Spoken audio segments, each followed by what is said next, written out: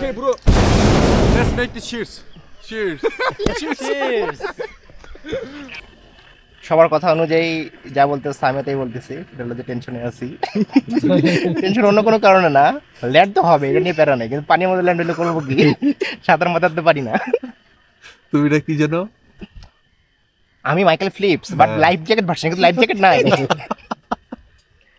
মানে সো এখানে আসলে লাইফ জ্যাকেট থাকা ভাই দরকার ওই যে ছিল। আমাদের অ্যাকাউন্টিং এর স্টুডেন্ট ছিলাম, ওখানে কথা ছিল যে every transaction must have a dual effect, প্রতিটার একটা পজিটিভ আর একটা নেগেটিভ ইফেক্ট থাকবে। সো এখানে যেটা হচ্ছে সেটা হলো যে একটা খুব ভালো দিক, সেটা হলো যে আমরা অনেক বেশি সময় ধরে আমরা এখানে ঘোরাফেরা করতেছি, পয়সা উসুল।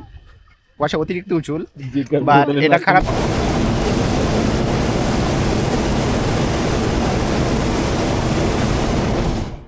কই যাবো আর কই নামবো আল্লাহ জানে। সবচেয়ে বড় সমস্যা আছে আমি, কারণ পাঁচটার সাথে জানা আমি জানি যে এই 5টা মানে আমি সাঁতার জানা লোকের সবচেয়ে বড় ভয় কি জানেন? সাঁতার না লোকের লোকের সামনে থাকা।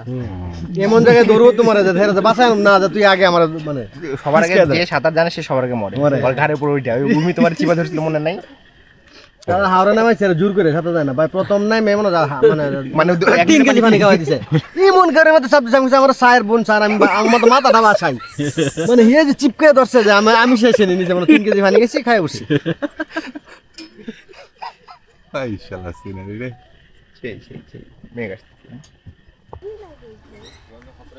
পারফেক্ট তো বলতে আছো, জাজিবুর কাছে ফোন দিয়ে কইতাছে যে শেষ, তুমি কইতাছো পারফেক্ট।